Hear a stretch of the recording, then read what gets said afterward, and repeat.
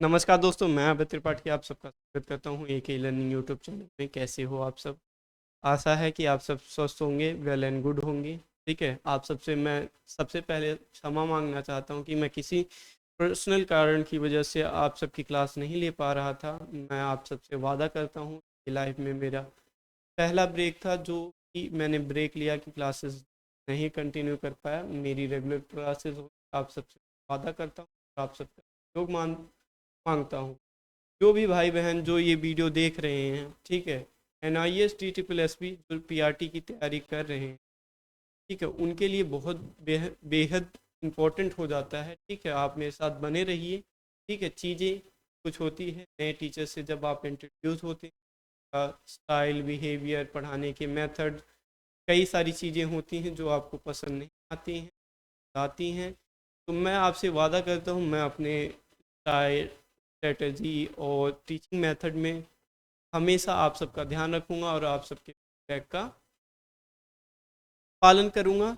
आप सबसे बस यही उम्मीद है, सहयोग बनाए रखें। ठीक है, हम क्या कर रहे थे? NIS DSSB कर रहे थे, ब्लॉक फर्स्ट कर रहे थे, जिस भारतीय शिक्षा व्यवस्था के बारे में हम पढ़ रहे थे। भारतीय शिक्षा व्यवस्था हमने पहले देख लिया कि इंडिपेंडेंट से पहले भारतीय शिक्षा व्यवस्था कैसी थी, कौन कौन से अधिनियम आए। अब हम देखेंगे भारतीय शिक्षा व्यवस्था आफ्टर इंडिपेंडेंस देखेंगे, और उसके बाद उसमें देखते हैं क्या क्या, कौन कौन सी समिति आई, कौन कौन से एम के साथ आई, और क्या क्या वो रिफॉर्म लाना चाह रहे थे एजुकेशन सेक्टर में, एजुकेशन फील्ड में। ठीक है, आप सबको समझ में आ रहा है? यहाँ तक बात समझ में आई मैंने आप सबसे क्या बोला और क्या कहना चाहता हूँ? ठीक है, अब स्टार्ट करते हैं। क्या है? राधा कृष्ण आयोग आया है। सबसे पहला कौन सा आयोग आया? राधा कृष्ण आयोग। ठीक है, ये कब आया? 1948 से लेके 1949 के बीच में आया। कब से? 1948 से 1949 के बीच में आया। ठीक है, इसे क्या विश्वविद्यालय शिक्षा आयोग भी कहा जाता है। इसे क्या कहा जाता है? विश्वविद्यालय आयोग शिक्षा कहा जाता है। आपको जब ये पता है इस क्या कहा जा रहा है, विश्वविद्यालय शिक्षा आयोग कहा जा रहा है, तो इसका मतलब ये विश्वविद्यालय से रिलेटेड रिफॉर्म लेके आएगा। तो आप पहला ही पॉइंट याद कर लीजिए क्या, कि राधा कृष्ण आयोग, जिसको विश्वविद्यालय शिक्षा आयोग भी कहा जाता है, वो किस में रिफॉर्म लाएगा? विश्वविद्यालय स्तरीय शिक्षा पर परिवर्तन लाएगा। ठीक है, ये कब से कब के बीच में आया? ये कब से कब के बीच में आया? 1948 से लेके 1950 के बीच में आया। सबसे पहला ये आफ्टर इंडिपेंडेंट कौन सा आयोग आया? राधा कृष्ण आयोग, जिसको हम क्या कह सकते हैं? विश्वविद्यालय आयोग भी कहा जा सकता है। कहा जा सकता है ना? बिल्कुल सही बात, आपको समझ में आ रहा है यहाँ तक?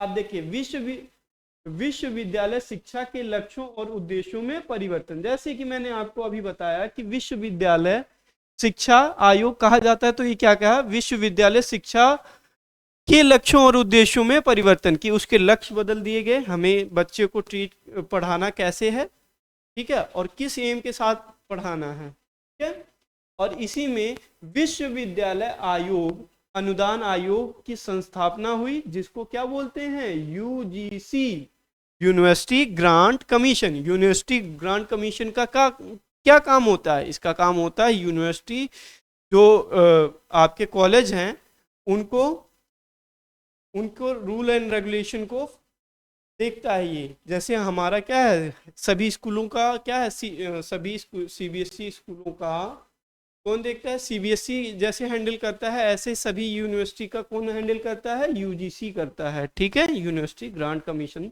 करता है। आपको ये बात समझ में आ गई है भाई? मैंने अभी आपको 4 बातें बताई। कौन सी 4 बातें बताई हैं? पहला क्या, आफ्टर इंडिपेंडेंट कौन सा आयोग आया? राधा कृष्ण आयोग आया। कौन सा आयोग आया? राधा कृष्ण आयोग आया। ये कब से कब आया? 1948 से लेके 1949 के बीच में आया है। ठीक है, इसको और किस नाम से जाना जाता है? विश्वविद्यालय शिक्षा आयोग के नाम से जाना जाता है। ठीक है, और उसके बाद इसने क्या किया? जब विश्वविद्यालय शिक्षा आयोग के नाम से जाना जाता है, तो ये विश्वविद्यालय के लक्ष्यों और उद्देश्यों में परिवर्तन लाया होगा कि नहीं लाया होगा? बिल्कुल लाया होगा। और इसी में क्या है? विश्वविद्यालय अनुदान आयोग की संस्थापना हुई। ये चार बातें आपको मोटे मोटे तौर पे समझ में आ गई भाई। चलो आगे बढ़ते हैं। अगला आयोग कौन सा आया? मुदलियार आयोग। कौन सा आया? मुदलियार आयोग। ठीक है, मुदलियार आयोग को अगर हम देखें, मुदलियार आयोग को देखें, ये कब आया? 1952 से लेके 1953 आया। 1952 से लेके 1953 के बीच में आया। इसे माध्यमिक शिक्षा आयोग भी कहा जाता है। ठीक है, तो माध्यमिक शिक्षा आयोग कहा जाता है। माध्यमिक शिक्षा तो माध्यमिक स्तर के जो विद्यार्थी होंगे उनकी शिक्षा को बेहतर करने के लिए आया होगा। समझ में आ रहा है आपको? उनकी शिक्षा को बेहतर करने के लिए आया होगा। और इनके अध्यक्ष कौन थे?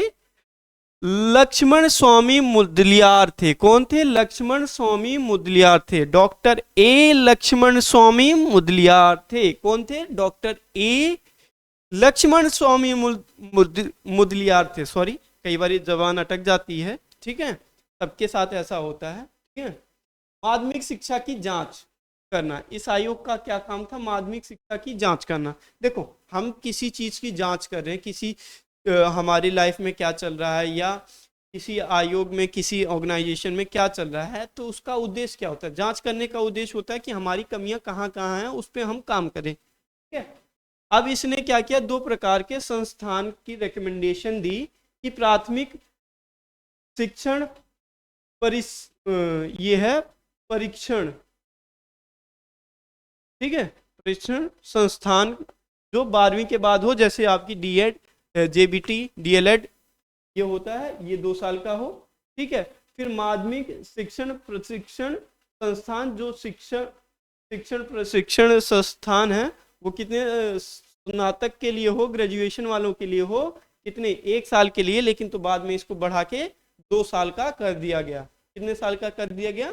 2 साल का। और इसने एक चीज और बताई कि आवासीय सुविधाओं के साथ क्या निःशुल्क प्रशिक्षण दिया जाए। जो टीचर्स हैं जिनको प्रशिक्षण प्रोवाइड किया जा रहा है, उनको क्या किया जाए? आवासीय सुविधाओं के साथ निःशुल्क प्रशिक्षण दिया जाए। तो मुदलियार आयोग के बारे में मैंने आपको कितने पॉइंट्स बताए? 4-5 पॉइंट इसके बारे में भी बताएं। सबसे पहले आपको ये पूछ लेगा मुदलियार आयोग कब आया, या मुदलियार आयोग किससे संबंधित है? माध्यमिक शिक्षा आयोग से संबंधित है या विश्वविद्यालय शिक्षा आयोग से संबंधित है? तो ये किससे संबंधित है? आप जरा बताइए, एक बारी बताइए, जल्दी बोलिए।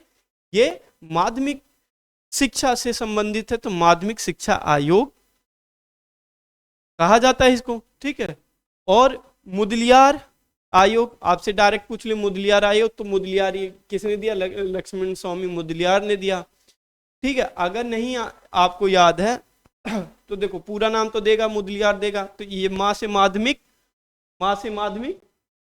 वैसे इतना आपको देखो, मैं एज ए टीचर आपको सारी ट्रिक बताऊंगा कि ऐसे कर, बट ये क्या है, आपको एक ये मतलब जो बच्चा बिल्कुल भी याद नहीं कर रहा है, मतलब ऐसे ऊपर से पढ़ रहा है, उसके लिए बता रहा हूँ ये कि माँ से माध्यमिक, आप माध्यमिक शिक्षा आयोग यहाँ मुदलियार पीछे माँ से ही स्टार्ट हुआ, तो किसने दिया? आपसे पूछे माध्यमिक शिक्षा आयोग किसने दिया? मुदलियार ने दिया। अगर आपको ये डायरेक्ट दे दिया तो लक्ष्मण स्वामी मुदलियार ने दिया है। ठीक है, इनका संस्थान, 2 प्रकार के संस्थान दिए। माध्यमिक शिक्षा की जांच करने के लिए था, आवासीय शिक्षा को आवासीय सुविधाओं के साथ निःशुल्क प्रशिक्षण देने की बात ये कहता है ये आयोग। ठीक है, अगले आयोग के बारे में चलते हैं। ये आयोग क्या कहता है?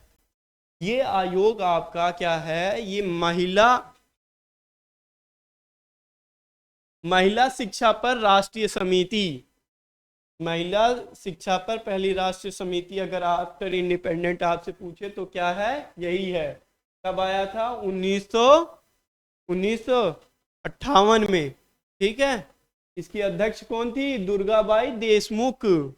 और इसीलिए इस महिला शिक्षा पर राष्ट्रीय नीति जो 1958 में आई थी उसको क्या बोलते हैं? दुर्गाबाई देशमुख समिति भी कहते हैं। प्रकाशित रिपोर्ट कब हुई?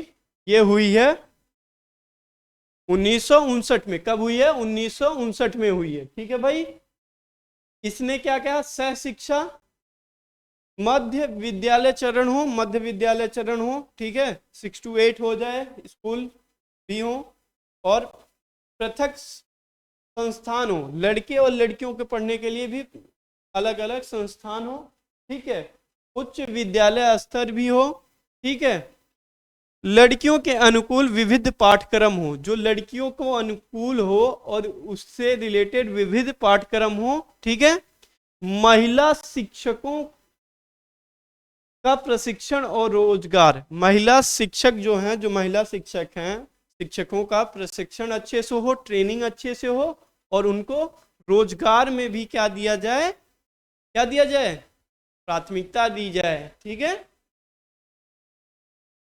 तो ये एक इंपॉर्टेंट टॉपिक हो जाता है, आपसे पूछेगा महिला आयोग, महिला शिक्षा पर राष्ट्रीय समिति कब आई थी, 1958, आपको बताना है। अगर आपसे पूछे रिपोर्ट कब प्रकाशित हुई थी, तो 1959 बताना है। यहां तक आप सबको समझ में आ रहा है, ठीक है। अगर आपको ये वीडियो अच्छी लग रही है तो लाइक शेयर सब्सक्राइब जरूर कर देना, और कोई भी एक भी सिंगल, आपको मेरी वीडियो में एक भी सिंगल कमी दिखाई दे रही हो तो आप उसको कमेंट बॉक्स में कमेंट करिए, मैं उस पर काम करने की भरपूर कोशिश करूंगा, ठीक है।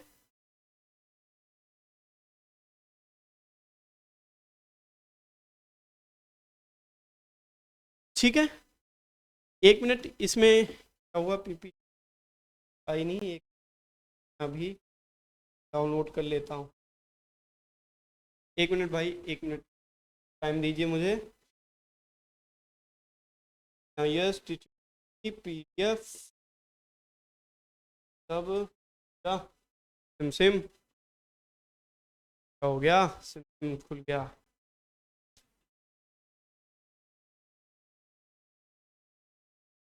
भाई सीटी बजाना किसको आता है, ये बता दो।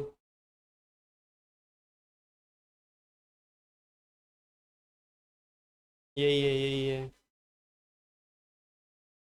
हरि आयोग के बारे में अभी पढ़ेंगे हम, मुद्दे पढ़ लिए भाई। हाँ, कोटि आयोग आ गया भाई। भाई साहब, आप सब अगर सीटेट की तैयारी कर रहे होंगे, या जिसमें भी टीचिंग एग्जाम में ये कोठारी आयोग बहुत होता है, तो इसमें देखेंगे कि इन्होंने क्या, कोठारी आयोग ने क्या क्या रिकमेंडेशन दी, क्या चीज। अब देखिए, चौथा क्या आता है, कोठारी आयोग आता है, आपका क्या आता है, कोठारी आयोग आता है, ठीक है भाई, कोठारी आयोग आता है। ये कब से कब के बीच में आता है, 1964 से लेके 1966 के बीच में आता है ये, ठीक है। इसको करने के लिए 12 कार्य बलों का गठन किया गया, कितने, 12 कार्य बलों का, ठीक है, और 7 कार्य समूह बनाए गए, कितने, 7 कार्य समूह बनाए गए, ठीक है।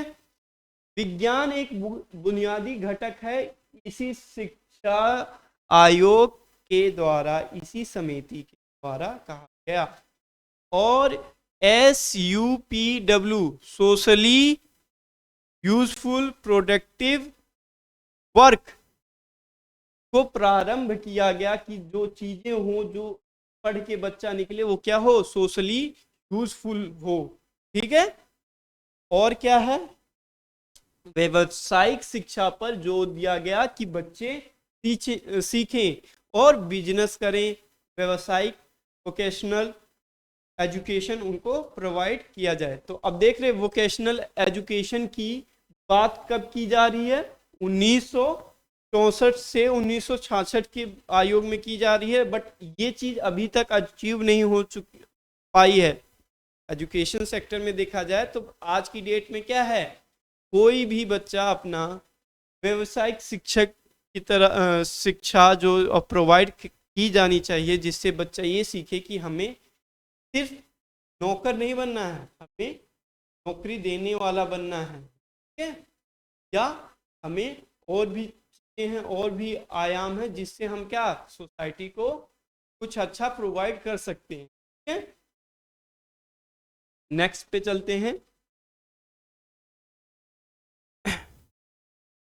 अब देखो, जब इस आयोग ने कहा कि विज्ञान जो है, क्या कहा इस आयोग ने, विज्ञान, देखिए इसमें विज्ञान एक बुनियादी घटक है, तो भाई उसके रिगार्डिंग कुछ काम किया होगा, कुछ काम किया होगा। ने कहा क्या, हाँ, कि क्या काम हुआ, विश्वविद्यालयों में वैज्ञानिक और तकनीकी अनुसंधान खोले गए। क्या किए गए, अनुसंधान खोले गए। ठीक है भाई, समझ में आ गया आप सबको। आपसे ऐसे क्वेश्चन पूछेगा कि उस आयोग का नाम बताइए, या निम्नलिखित में से उस आयोग का नाम बताइए कि जिसमें विश्वविद्यालयों में, पहली बार विश्वविद्यालयों में वैज्ञानिक और तकनीकी अनुसंधान खोले गए। ठीक है, फिर अगला क्या है, सामान्य विद्यालय प्रणाली क्या हो, जो सामान्य विद्यालय प्रणाली क्या हो, 10+2+3 हो, 10वीं, फिर 2 साल के बाद 2 साल तक 12वीं, फिर 3 साल की ग्रेजुएशन। ठीक है, ये किसकी रिकमेंडेशन थी, कोठारी आयोग की। किसकी, कोठारी आयोग की। सभी को निशुल्क शिक्षा प्रदान करना, इस आयोग का और भी एक रिकमेंडेशन थी, एक और भी एम था कि सभी को निशुल्क शिक्षा प्रोवाइड की जाए। और इसने ही त्रिभाषा सूत्र दिया, जैसे प्राथमिक स्तर पर मातृभाषा और माध्यमिक स्तर पर क्षेत्रीय भाषा। और क्या, गुणवत्ता पूर्वक शिक्षा, जो गुणवत्ता पूर्वक क्या हो, शिक्षक हो, शिक्षक खुद क्वालिफाइड हो, अच्छी चीज उन्होंने क्वालिफाई कर रखा हो। ठीक है, जो होते हैं शिक्षक के पैमाने, वो सारी चीज क्वालिफाई कर रखी हो। ठीक है, समझ में आया आपको। अब इसके बाद यशपाल कमेटी के बारे में पढ़ेंगे, पहले हम रिवाइज कर लेते हैं। कब आया था बता दो जल्दी, 1900 क्या क्या कब आया था, कोठारी आयोग कब आया था, कहीं आप यशपाल समिति के बारे में बताने लग जाओ। कोठारी आयोग कब आया था, 1964 से लेके 1966 के बीच में। कब आया था, 1964 से 1966 के बीच में। गुणवत्तापूर्वक शिक्षा की, शिक्षक शिक्षा की बात करता है, त्रिभाषा सूत्र के बारे में बात करता है, निःशुल्क शिक्षा प्रदान करने के बारे में बात करता है, 10+2+3 की जो समान विद्यालय प्रणाली है वो प्रोवाइड किया है। और क्या आपको कहता है, विश्वविद्यालयों में वैज्ञानिक और तकनीकी अनुसंधान हो। ठीक है, यहाँ तक आप सबको समझ में आ रहा है। पिछले वे चलते हैं। ये 12 कार्यबलों का गठन और 7 कार्य समूह बनाए गए। विज्ञान एक बुनियादी घटक है। ठीक है, व्यवसायिक शिक्षा, समझ में आ गया आपको।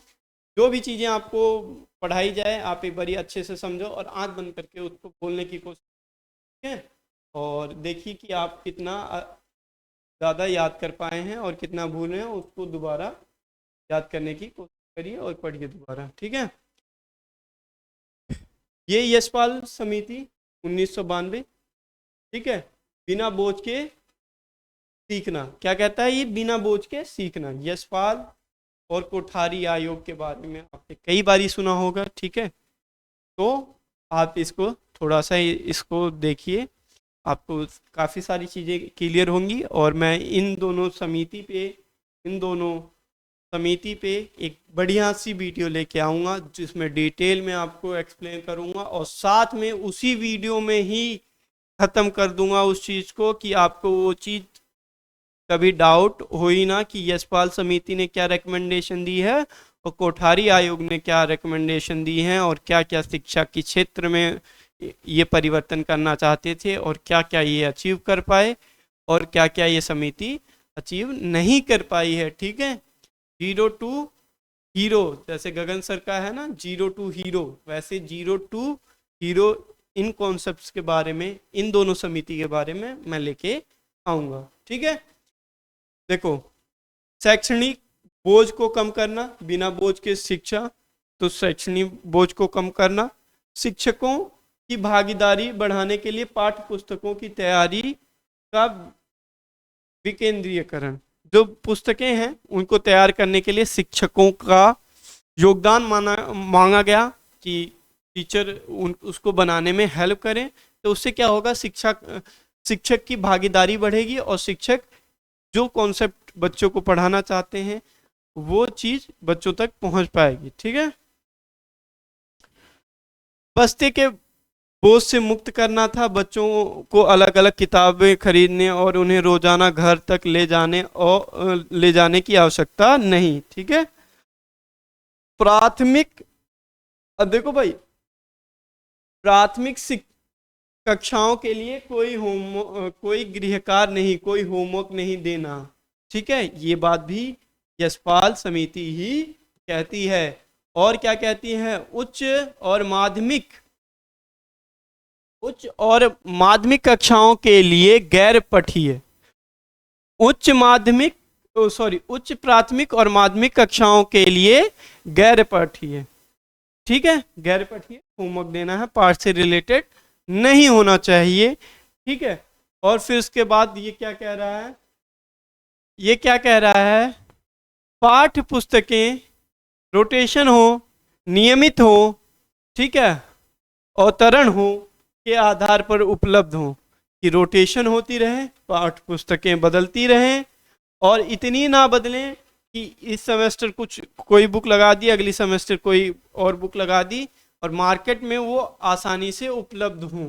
ठीक है, और क्या कहता है, वास्तविक जीवन की परिस्थितियों पर आधारित हो। किस पे आधारित हो, वास्तविक जीवन की परिस्थितियों पर आधारित हो, रियल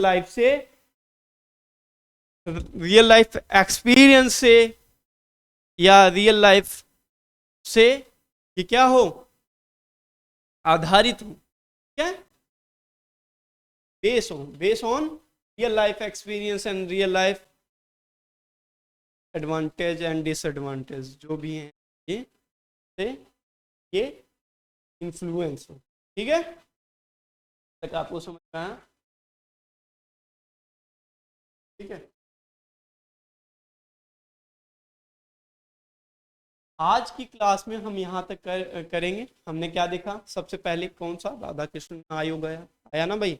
राधा कृष्ण आयोग कब आया, 1948 से लेकर 1949 के बीच में। ठीक है, उसको किस आयोग के नाम से जाना जाता है, राधा कृष्ण आयोग। विश्वविद्यालय से आप जब उसको रिलेट करेंगे तो विश्वविद्यालय से जब आप रिलेट करेंगे तो विश्वविद्यालय आयोग के आता है।